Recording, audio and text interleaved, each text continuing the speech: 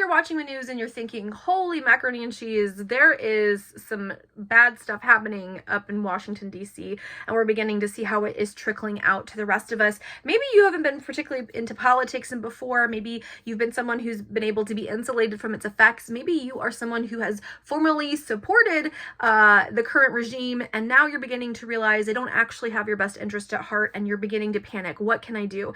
Well, today I want to talk about things that you can do at home to help you be ready for regular old disasters and how that can translate into the ultimate disaster for us as Americans, which is a loss of democracy. Hi, my name is Brecky, and this is Sustainable Prepping, a place where we empower through preparedness. Today, we're going to be talking about how your disaster preparedness is going to help insulate you when the possibility of loss of democracy arrives at our doorstep. Let me tell you how unhappy I am to have to make this video.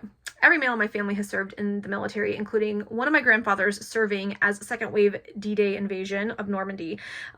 My other grandfather was a full bird colonel and was a helicopter pilot during Korea. My father was sitting on a plane to invade Cuba during the Bay of Pigs invasion and also was stationed in France 16 years after it was liberated from Nazis.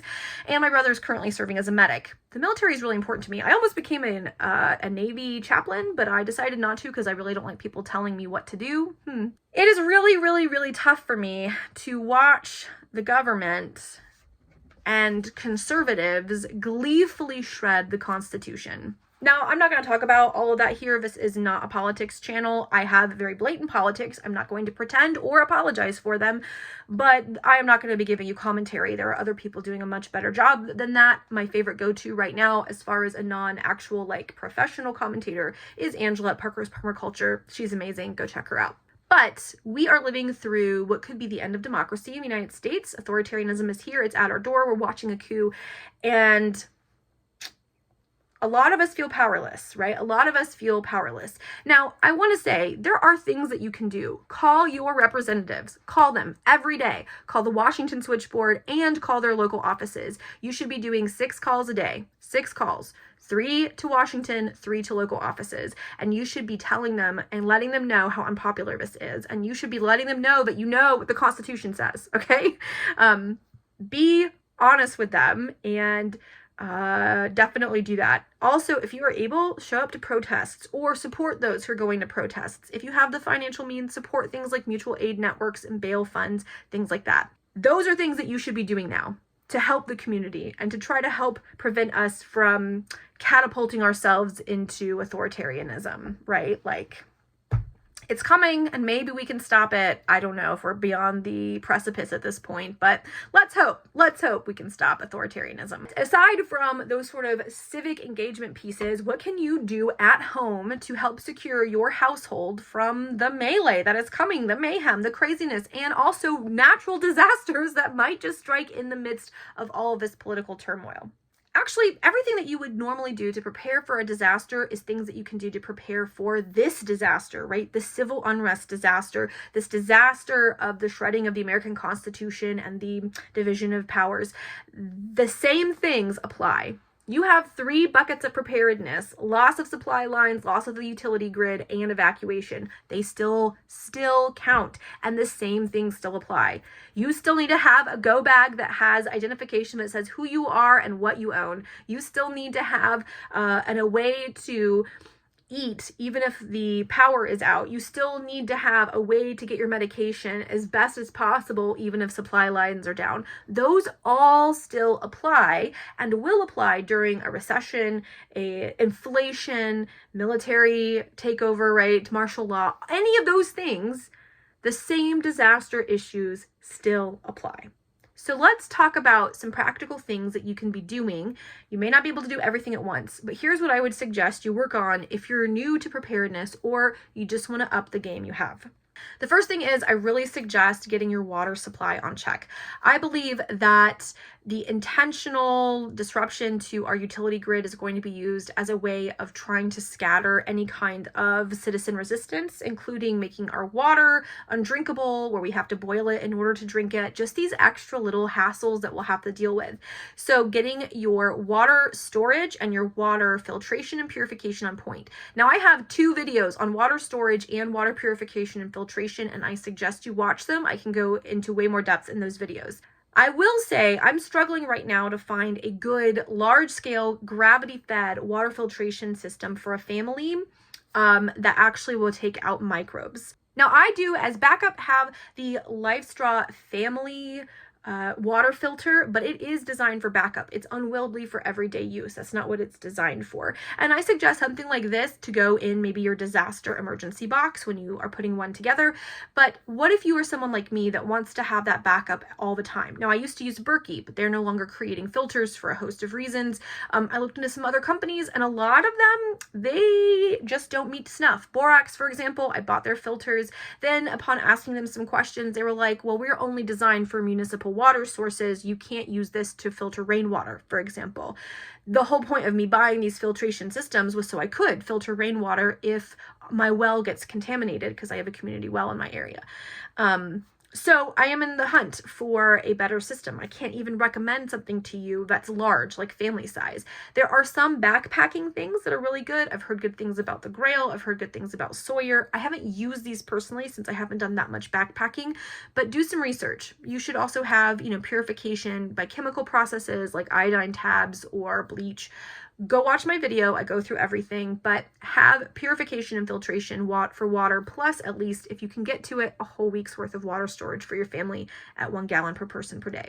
That is one way to have some insulation. Is it perfect? No, it's not perfect. Is it going to help? Absolutely. Absolutely. It will help for a disaster that contaminates your water supply, and it will help if there is an intentional attack on municipal resources as a way of trying to control the population. So have water. Water is essential.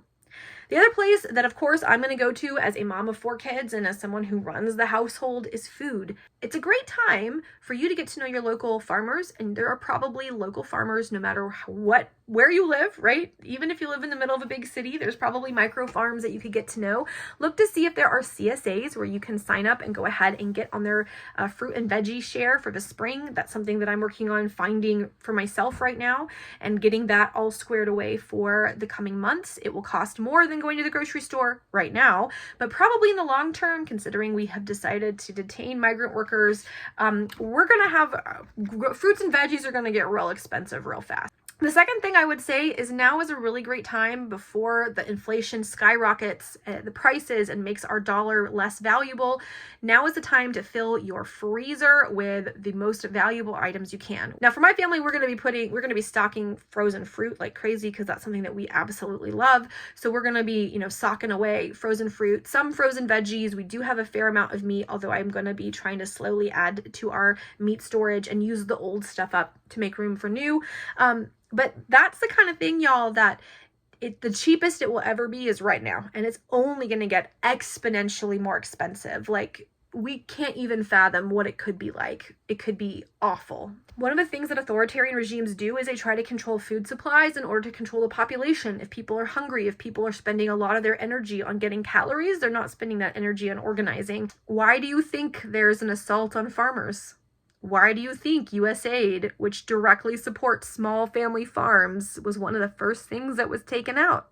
So those family farms collapse and all of our food becomes centrally grown, and we have to rely on essentially the government, because these major corporations will just become extensions of the authoritarian government regime for our calories. Like, all these conservatives that talk about self-reliance and all these conservatives that hate big government have no concept of the fact that their government is just getting bigger and bigger. They're just using corporations as the long arm of their control. It's nuts. That being said, now is the time. Now is the time to get as much of that insulation, not only so that your dollar can go further now, and then when you have less dollars or those dollars have less value, you can still be able to purchase things, but also for when they do disappear completely, you have access. And so that you can be in a position of supporting elderly people who have lost their benefits, people with disabilities who have lost their benefits, children, right? There's going to be a lot of vulnerable people. People who are already kind of just making it are going to be absolutely devastated in the coming month. Like, the Medicaid cuts are going to absolutely crush the working class and elderly and children, like, and developmentally disabled people. Like, I have a lot of thoughts. I happen to be a Jesus person, and I'm real mad at all these Jesus people for doing this, but we can talk about that in a different video if you want. The point is, if you can stock your shelves now with the money that you have, then one, if you do need to rely on emergency foods, you're less of a drain, right? Like if an emergency happens and there is actual emergency relief, you're not having to take on it. Two, the money that you have in the future can then be helping others. Three, you're not going to be in a position of needing someone else to help you, right? That's always good. And four, you're going to be able to probably be healthier if you have a variety of foods now, if food becomes limited. The truth is, most of us are not going to hoard our resources. We think that, oh, I'll shoot anybody who comes to my house in an emergency. And a lot of us say that rhetoric, but honestly, if you look at most disasters, people want to help each other. People want to help their neighbors because people want to survive together, right? People want community. That is our deepest drive as the human animal on the whole. There are exceptions, but as on the whole, most humans deeply drive for community. It's why we have things like marriage. It's why we have religion, and why we have community groups, and we have, sports teams that we all get together and cheer for as fans. We deeply want to be with one another. If you can support yourself now, you'll be in a position to create some community around food, around resources that can then allow you to maybe push back against, resist authoritarian regimes, resist some of the worst edges of the takeover that's coming. If you are not afraid of where your next meal is going to come from, you might be much less likely to throw up the Roman salute. If you are not afraid of where your next meal is going to come from, you might be bold enough to hide someone in your attic. Authoritarian governments use the control of utilities, food, water, medicine to control their populations. And this is something that you can prepare for, just like you prepare for any disaster.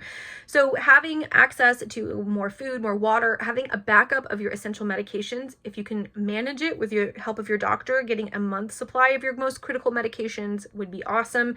These are ways that you can insulate yourself, not just from regular disasters, right, like a hurricane, but also from the hurricane of government authoritarian takeover.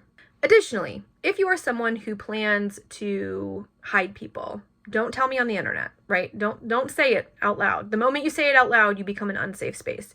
But if that is something that you are considering, that if worse comes to worse, you would hide trans individuals, you would hide minorities that are escaping persecution, you would hide political refugees, then you should start insulating yourself and planning for those people to be in your space.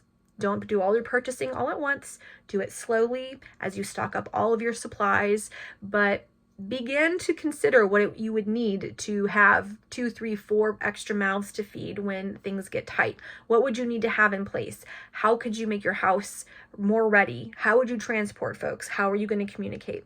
If this is something that you feel committed to, you should be making those plans now. I'm a public figure, so I can't do that, but some of you aren't.